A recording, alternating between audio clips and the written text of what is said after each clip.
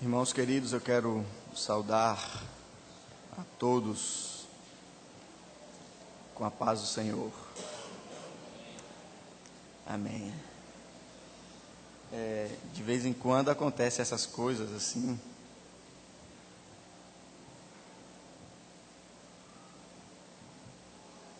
E é sempre um desafio para nós poder testemunhar para os irmãos daquilo que Deus tem falado às nossas vidas. O que nós conversaremos com os irmãos nesta manhã é fruto de reflexões a partir da leitura de um devocionário do pastor John Piper, que ele, a partir de Hebreus, que a palavra de Deus penetra, Hebreus 4:12, ele tem um devocionário penetrado por Deus, cuja leitura eu recomendo. Vamos abrir as nossas Bíblias no livro do evangelista Lucas, no capítulo 17. E nós queremos ler com os irmãos os versículos 5 a 10. Uma alegria poder reencontrar a todos vocês nesse domingo, mas de um modo muito especial nos alegramos com a presença da dona Zezé. Muito precioso ter a senhora conosco aqui nesta manhã.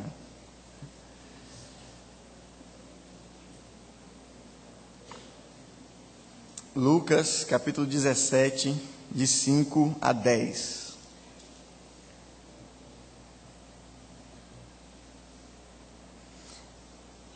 Então disseram os apóstolos ao Senhor: aumenta-nos a fé. Respondeu-lhes o Senhor: se tiverdes fé como um grão de mostarda, direis a esta amoreira: arranca-te e transplanta-te no mar, e ela vos obedecerá. Qual de vós, tendo um servo ocupado na lavoura ou em guardar o gado, lhe dirá, quando ele voltar do campo: vem já e põe-te à mesa? E que antes não lhe diga: prepara-me a ceia, cinge-te e serve-me, enquanto eu como e bebo, depois comerás tu e beberás? Porventura terá de agradecer ao servo, porque este fez o que lhe havia ordenado? Assim também vós, depois de haverdes feito quanto vos foi ordenado, dizei: somos servos inúteis, porque fizemos apenas o que devíamos fazer.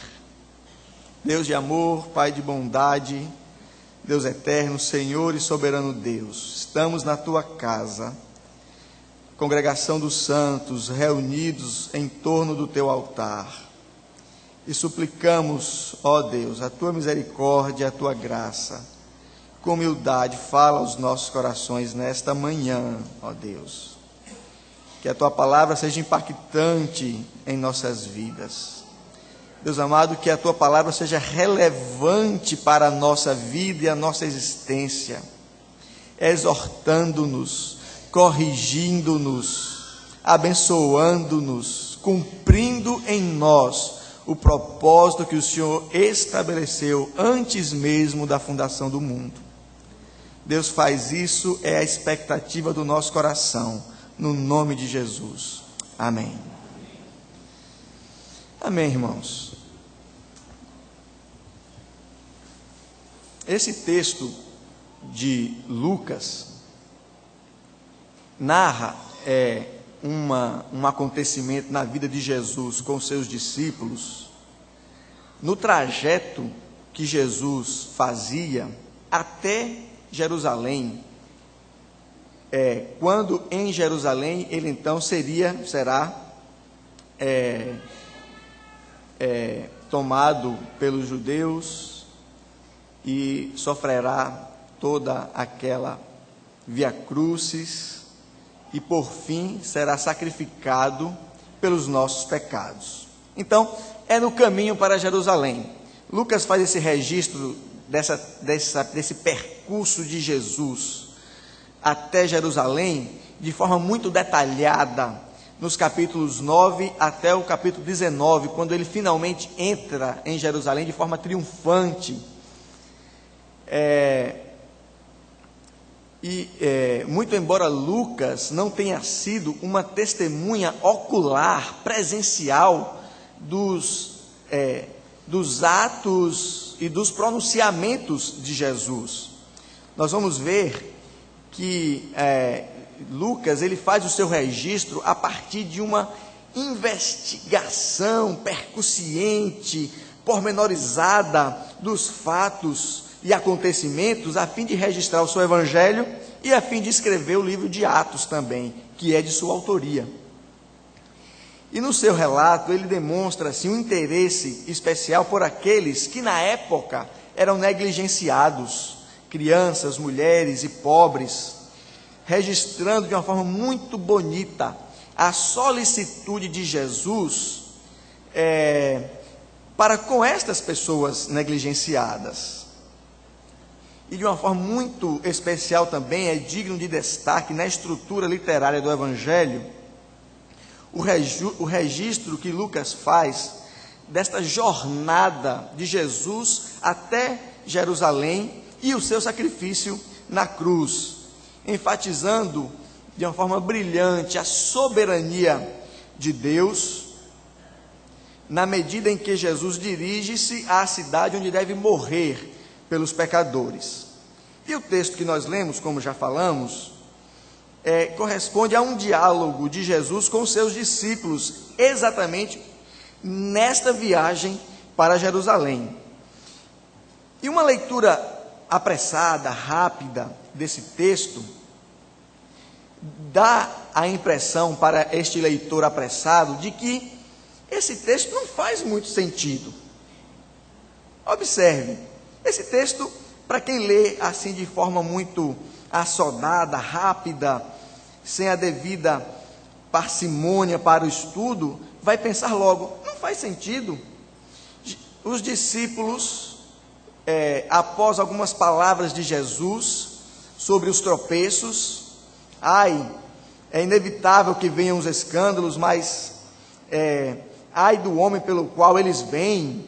E depois ele fala do perdão. Logo, se você voltar alguns versículos, aí você vai ver isso, do perdão, e que se alguém tiver alguma coisa contra ti, e 7 vezes se arrependa, 7 vezes você deve perdoar. E talvez sentindo-se incapacitados para esta ordem de Jesus, os discípulos tenham pedido: aumenta-nos a fé. Para poder obedecer a esta ordem, aumenta-nos a fé. Talvez a motivação da pergunta, do pedido, melhor dizendo, dos discípulos, seja exatamente a constatação deles da incapacidade de atender a esta ordem de Jesus. Talvez tenha sido esta a motivação. É interessante notar que em 2 ocasiões que Jesus faz referência à fé que transporta, uma vez ele fala lá em Marcos 11, da montanha, que se tiver fé você fala essa montanha, vai, sai daqui, lança-te no mar. E agora também em Lucas 17, quando ele fala da amoreira, arranca-te e transplanta-te no mar. Nessas 2 ocasiões que Jesus fala dessa fé que transporta objetos, um objeto, uma montanha, e o outro objeto que está fincado com raízes, uma árvore, Jesus está falando exatamente no contexto do perdão. É algo assim que a gente pode, talvez, imaginar que Jesus esteja usando esta figura de transportar objetos pela fé, por conhecer a dificuldade do nosso coração em perdoar. Talvez a fé seja necessária para transportar montanhas de culpas nas nossas vidas, talvez transportar árvores com raízes profundas de rancor contra o nosso irmão, e aí só uma fé assim especial seria capaz. Isso aqui é só um parêntese, talvez porque essa observação que quando ele fala desse transportar, está sempre envolvido no texto a questão do perdão. Mas talvez o pedido dos discípulos tenha sido motivado, o pedido de aumenta-nos a fé dos discípulos tenha sido motivado pelo desejo de executar maravilhas. Isso era algo muito apreciado naqueles dias, e parece-me que não só naqueles dias, hoje também, né? As fés aí poderosas que fazem e acontecem, como nós aplaudimos e achamos bonito essas pessoas que têm uma fé extraordinária, e como isso muitas vezes é usado assim para chamar a atenção para o detentor desta fé, muito mais do que o objeto da fé, que é o próprio poder de Deus. Talvez os discípulos estivessem pedindo, na verdade, a Jesus uma fé assim portentosa, que os capacitasse de uma forma a mostrar para o mundo como eles eram homens de fé. Talvez esta motivação ou a outra pela incapacidade do perdão, não sabemos ao certo, e o texto permite inclusive mesmo essas duas interpretações pela resposta que nós vamos ver que Jesus dá. Mas a motivação da pergunta para a reflexão que queremos fazer nesta manhã, ela não é assim muito relevante. O certo é que o pedido dos discípulos é um pedido genuíno, importante, bom, relevante. Ora, eles queriam que a sua fé fosse aumentada. E nós sabemos, como cristãos que somos, a essencialidade da fé para a vida cristã. Ora, a fé é a certeza das coisas que se esperam, e a convicção de fatos que não se veem. E mais, sem fé é o quê? Impossível agradar a Deus. Logo, é um pedido genuíno, legítimo, aumenta-nos a fé. Ora, sem fé é impossível agradar a Deus, aumenta-nos a fé. Então, nada assim, a gente desconsiderar um pouquinho a motivação dos discípulos ao fazer o pedido de aumenta-nos a fé, não tem, afastando assim a especulação sobre o motivo, a motivação, não há não há nada de errado com esse pedido. Ao contrário, é um pedido inclusive legítimo e bom, e que nós devemos fazer no nosso dia a dia, e ter uma fé mais firme, maior, mais decidida. É um pedido importante que nós precisamos. Tanto que nesta manhã nós queremos ver com os irmãos aqui como Jesus ajudou os discípulos a aumentar a fé. Como Jesus ajudou os discípulos. Agora, o grande problema para a gente entender como Jesus, nesse texto, ajudou os discípulos a aumentar a fé, é perceber que aparentemente a resposta de Jesus não tem nada a ver com o pedido dos discípulos. Os discípulos dizem, aumenta-nos a fé. Aí Jesus, talvez os discípulos estivessem esperando que Jesus, como Deus que é, estalasse o dedo, e eles então tivessem a fé aumentada em 1000%, em 500%, ou mesmo dobrassem, não sei. Ou eles esperavam, ao fazer o pedido, que Jesus reunisse os seus discípulos, os pusessem ali de joelhos e fizesse uma oração a Deus, e então descesse sobre eles ali uma fé sobrenatural e a fé fosse aumentada? Talvez eles esperassem isso de Jesus. Mas Jesus, diante de um pedido dos discípulos, conta da possibilidade, da potencialidade da fé, dizendo que, olha, se a fé for como um grãozinho de mostarda, e quem nunca viu um grão de mostarda, eu tenho, depois posso mostrar, é uma coisa miudinha mesmo. Se você tiver a fé como um grão de mostarda, você vai dizer a esta amoreira, arranca-te e transplanta-te no mar, e ela obedecerá, e isso acontecerá. Então, diante do pedido dos discípulos, Jesus vai falar da possibilidade, da potencialidade de uma fé minúscula. E depois vai contar uma história, uma parábola, que parece não ter nada a ver com nada. Olha, o homem tinha um escravo que estava lá no campo, envolvido lá com a pecuária ou a agricultura, e quando volta para casa, o seu senhor não vai dizer, olha, vem, senta-te aí comigo à mesa e vamos jantar. Não, vai dizer, olha, prepara o meu jantar e depois que eu comer, você aí come e bebe. E diz que o senhor não vai agradecer ao escravo por ele ter feito o que deveria fazer. E depois conclui com a sentença, olha, vocês também, depois que tiver feito tudo, dizeis, somos servos inúteis. Mas o que isso tem a ver? O que isso tem a ver? O que isso tem a ver com o pedido dos discípulos? O que isso tem a ver com os pedidos dos discípulos? Os discípulos queriam que a sua fé fosse aumentada. O que isso tem a ver com o pedido dos discípulos? Essa história de Jesus, do escravo. A indicação da potencialidade de uma fé minúscula. O que isso tem a ver? Irmãos, mas a análise mais demorada desse texto vai mostrar que tem tudo a ver.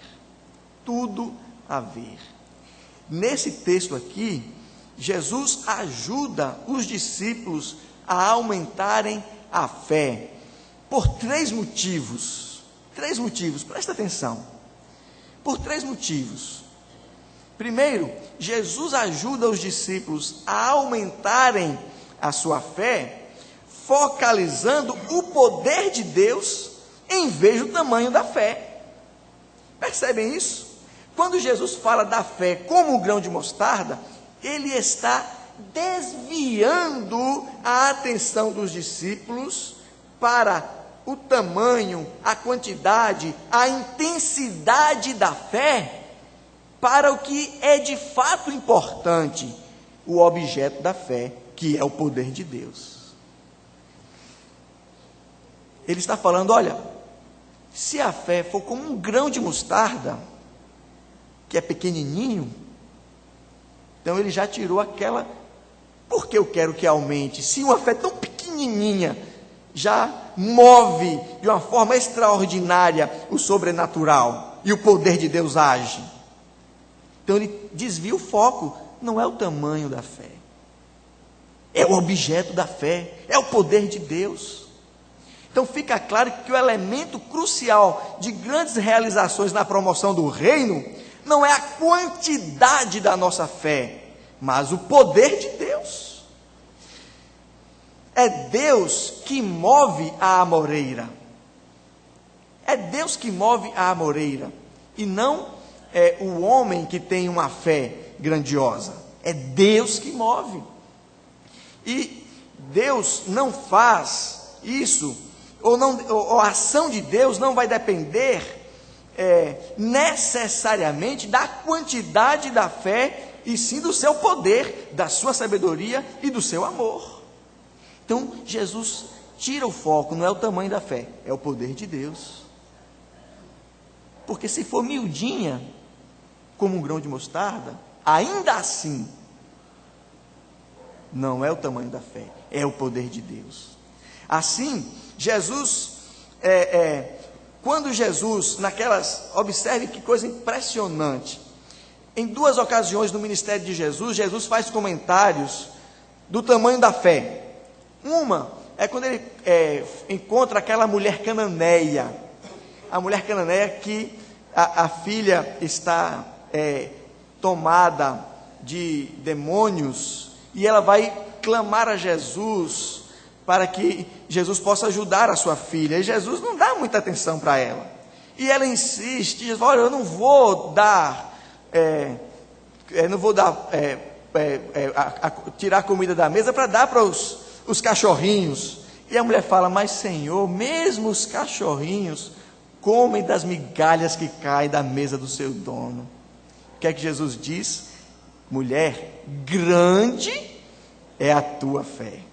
E na outra ocasião, observe que foi quando que Jesus faz um comentário desse, é quando o centurião, que era um gentil, estava com um servo enfermo e vai procurar Jesus e insiste lá, e Jesus dá uma ordem, e depois que o centurião volta para casa, encontra o seu servo são, e Jesus fala: olha, em todo Israel eu não encontrei fé como a deste homem. Mas observe que estas passagens de Jesus não está em voga em nenhum ato extraordinário de fé daqueles homens. A fé grandiosa da mulher e a fé do centurião, que igual não havia em Israel, elas foram demonstradas simplesmente, de forma muito simplória, pela confiança na palavra de Jesus. Tão somente, esta era, no critério de Jesus, a fé grandiosa. Então, queridos, Jesus está nos ensinando aqui e nos ajuda a não nos inquietarmos quanto à nossa fé, se é grande, se é pequena. Ele nos inspira a confiar na livre iniciativa do poder de Deus. Ele muda o foco. Em segundo lugar, Jesus ajuda os discípulos a aumentarem a sua fé, destacando a absoluta dependência da graça. Jesus ajuda seus discípulos a aumentarem a fé, destacando a absoluta dependência da graça.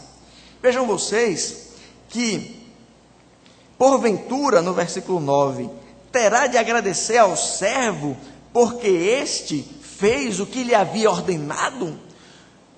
Por acaso o senhor do escravo vai agradecer ao escravo porque ele fez o seu serviço?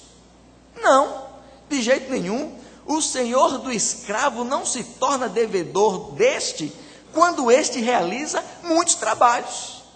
Ora, nós conhecemos a escravidão. Sabemos que o escravo não tem qualquer direito, nem mesmo o direito à paga do seu trabalho.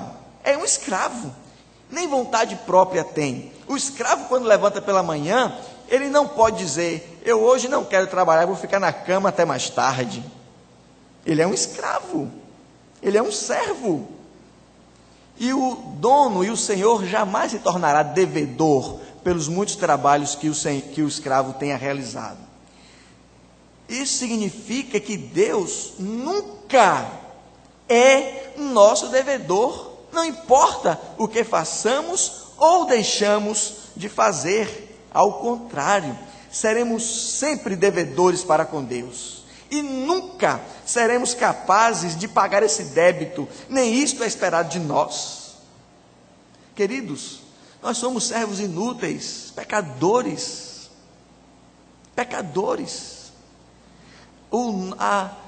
A nossa melhor justiça não passa de quê? Trapo de imundícia. Então nós nunca passaremos do lugar de devedor para credor perante Deus, nunca. Nunca. Isso jamais acontecerá. Como diz lá em Romanos capítulo 11, Romanos 11, verso 35, ou quem primeiro deu a ele para que ele venha a ser restituído? Ninguém, ele é Deus. Nunca deixaremos a nossa posição de devedores. Por isso o Senhor nunca irá nos agradecer. É engraçado a gente notar que agradecer, gratidão, é o oposto de graça. Agradecer é o oposto de graça. Graça é ser tratado melhor do que eu mereço. Ok? E agradecer é o ato de gratidão por ter sido tratado melhor que eu mereço. Eu jamais vou tratar a Deus melhor do que Ele merece. Então, nunca eu serei credor de Deus de um agradecimento. O contrário, sim, eu sempre, por mais que eu faça tudo o que eu tiver que fazer, serei sempre devedor, serei sempre um servo inútil. Depois de visitar todas as famílias da igreja, depois de visitar todos os doentes do hospital da nossa cidade, depois de ajudar em todas as congregações da nossa igreja, depois de investir e ajudar e enviar missionários para todos os lugares do mundo, depois de fazer tudo isso, depois de com dedicação criar os meus filhos nos pés do Senhor, depois de me alegrar com os que se alegram, de chorar com os que se choram, eu ainda sou devedor. Eu ainda sou devedor. Eu era devedor antes de fazer tudo isso, e depois de fazer tudo isso, eu continuo devedor. Jesus está mostrando que no nosso relacionamento com Deus, nunca poderemos dar-lhe mais do que Ele merece, nunca poderemos tratar a Deus com graça. Por isso, Deus nunca nos deve agradecimentos. Pelo contrário, Deus está sempre nos tratando melhor do que nós merecemos e sempre lhe devemos agradecimentos, sempre lhe devemos gratidão. E por isso nós estamos aqui hoje, para tributar um culto de graças ao nosso Deus, pelo que Ele tem feito nas nossas vidas. Mas, meus queridos, por que a graça é o encorajamento para a fé? Para o crescimento na fé. Por quê? Irmãos amados, porque sabemos que podemos confiar em Deus, mesmo quando não estamos sendo eficientes com Ele. Mesmo quando a gente não está sendo eficiente com Deus, nós podemos contar com Ele, podemos confiar nele. A graça, ela é uma loucura mesmo. Assim, a loucura... a sabedoria de Deus é loucura para os homens, né? Observe como é louco isso. A gente está acostumado na relação utilitarista. Eu dou para receber, eu realizo para fazer por merecer, e aí eu tenho direito a receber pelo que eu fiz. Essa é a tônica dos nossos dias. Mas a graça inverte tudo. E eu posso confiar em Deus, no seu poder, na sua obra, mesmo quando eu não esteja sendo eficiente para com Ele. É graça. A minha eficiência ou ineficiência perante Deus não é um impedimento para Deus usar de liberdade pela sua graça e nos abençoar. Irmãos, isso é um ensino precioso demais. Sabe por quê? Precioso demais, porque é esta confiança que nós temos diante de Deus, de que somos aceitos, recebidos e somos abençoados, independente do que nós fazemos ou deixamos de fazer. É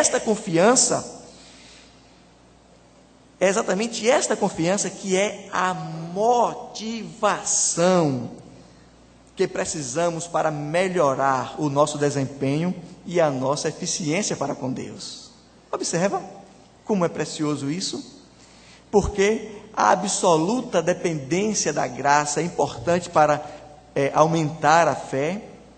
Por sua graça, Deus é livre para abençoar-nos, antes de nos mostrar eficientes, como também depois, visto que somos servos inúteis, antes de fazermos e depois de fazermos. Antes e depois somos inúteis, e ainda assim, pela sua graça, Deus resolveu nos abençoar. Isso é somente a sua graça que motiva a Deus a ajudar-nos. O nosso grau de eficiência não representa uma limitação do poder de Deus para nos abençoar.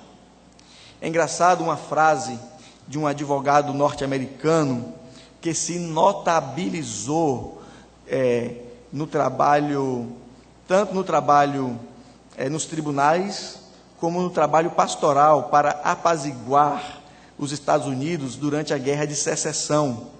É o Daniel Webster.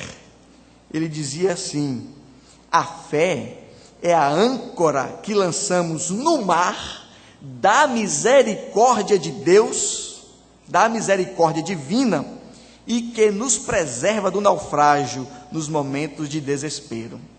A fé é uma âncora que nós lançamos no mar da misericórdia divina, porque se nós fôssemos depender da nossa eficiência para com Deus, nós estávamos perdidos. Irmãos amados, Deus é tão sábio que aquelas questões que são vitais na nossa existência, Ele não deixou no nosso controle, na nossa mão. Já pensaram vocês, se para eu manter-me vivo, eu tivesse que controlar a minha respiração? A gente respira porque Deus colocou lá no sistema nervoso lá um método involuntário, e eu respiro automaticamente, eu não preciso, não depende da minha vontade respirar ou não respirar. Deus tirou isso. Então, o que é essencial, Deus tira da nossa mão, porque nós não podemos controlar. Deus sabe da nossa ineficiência, e Ele resolveu nos abençoar ainda assim, e podemos confiar na sua graça, e mais, viver absolutamente dependentes da sua graça. Amém, queridos? E por fim, Jesus ajuda os discípulos a aumentarem a sua fé, apontando para o serviço abnegado. Ora, não foi o estalar dos dedos, nem a oração de Jesus. Jesus está dizendo e informando para os seus discípulos que uma fé, que o aumento da fé está relacionado com o serviço abnegado. Quais são as características de um escravo? Quais são as características de um escravo? Obediência, submissão e prontidão. É escravo, ele obedece, ele é submisso, ele está pronto a qualquer momento, tem nem direito de dormir. Chegou cansado lá do campo, foi tirar uma soneca, se o Senhor necessitar, ele está de pé para fazer o que o Senhor determinar. É assim, o escravo é assim. E Jesus está associando o aumento da fé a esse tipo de serviço. Está dizendo que os discípulos e os servos de Deus, nós somos tal qual escravos diante do nosso Deus. Tal qual escravos, sem vontade própria. Ora, e não é isso exatamente a essência da fé? A renúncia da vontade própria, a renúncia dos conceitos, das crenças preconcebidas, para sem reservas confiar em Deus. Não é exatamente isso a fé? Os discípulos estavam interessados numa fé grandiosa, capaz de operar maravilhas, e Jesus aponta-lhes o poder de Deus, a graça e o serviço abnegado. Vejam vocês a diferença e como isso estava muito presente na cabeça de um servo exemplar, o apóstolo Paulo. 1 Coríntios 9, verso 16. Ele fala assim: se anuncio o evangelho, não tenho do que me gloriar, pois sobre mim pesa esta obrigação, porque ai de mim, se não pregar o Evangelho, ai de mim, se não pregar o Evangelho. Veja como Paulo tinha esta noção exata da sua vida de serviço abnegado em prol do reino de Deus. Jesus está ensinando aos seus discípulos que sem obediência, submissão e prontidão para o serviço, desinteressado, altruísta e desprendido, a nossa fé não poderá crescer. A fé não cresce em meio à rebeldia e desobediência, pois a fé é exatamente o abandono de si mesmo e das próprias convicções para seguir e confiar incondicionalmente na palavra de Deus. Vejam, queridos, o exemplo de Pedro. Quando Jesus está andando lá sobre as águas e Pedro quer ir, ele vê aquele mar agitado, Pedro teve que renunciar instantaneamente todos os conceitos e crenças que ele tinha sobre a sua relação com a água. Ele era um pescador, ele sabe que quando cai na água, ou afunda, ou boia, ou nada. Andar, nunca. Mas ele teve que ser transformado ali instantaneamente pela fé. E botou o pé na água e saiu andando. E aí quando ele viu que o negócio estava tumultuado mesmo, que o mar estava agitado, começou a afundar. Jesus foi, lhe deu a mão. Fé é isso. E Moisés? Está lá o mar, a música que nós cantamos, vem um exército, o que é que ele vai fazer? Vai, atravessa o mar aí, mas Moisés sabe que não tem como atravessar 400.000 pessoas dentro pelo mar, que tem uma profundidade esquisita, vai morrer todo mundo. Então, instantaneamente, ele teve que ter a mente transformada, renovada, pela fé. Marcha, anda, o mar vai abrir. Simplesmente ele obedeceu, andou e o mar abriu mesmo. Queridos, e os heróis da fé que estão relacionados em Hebreus? Observa como a fé, ela tem um ingrediente essencial que é a obediência. Os servos inúteis relacionados em Hebreus, simplesmente eles obedeceram. Você faz a leitura. Um foi porque saiu da sua terra e foi para uma terra estranha, teve que andar, teve que sair, teve que levar o filho lá no monte para ser sacrificado, teve que fazer alguma coisa, teve que obedecer. Fé é assim. A fé dos heróis lá de Hebreus, a fé foi registrada a partir de atitudes obedientes e submissas à vontade de Deus. Spurgeon, ele diz assim: a fé e a obediência estão amarradas no mesmo feixe. Aquele que obedece a Deus, crê em Deus. Aquele que crê em Deus, obedece a Deus. Estão amarradas no mesmo feixe. Queridos irmãos, eu queria só chamar a equipe para a gente cantar novamente a música Rompendo em Fé. Nós não havíamos combinado isso, mas foi uma música que tocou aqui no meu coração quando nós cantamos. E Jesus, ele ajudou os discípulos e quer nos ensinar hoje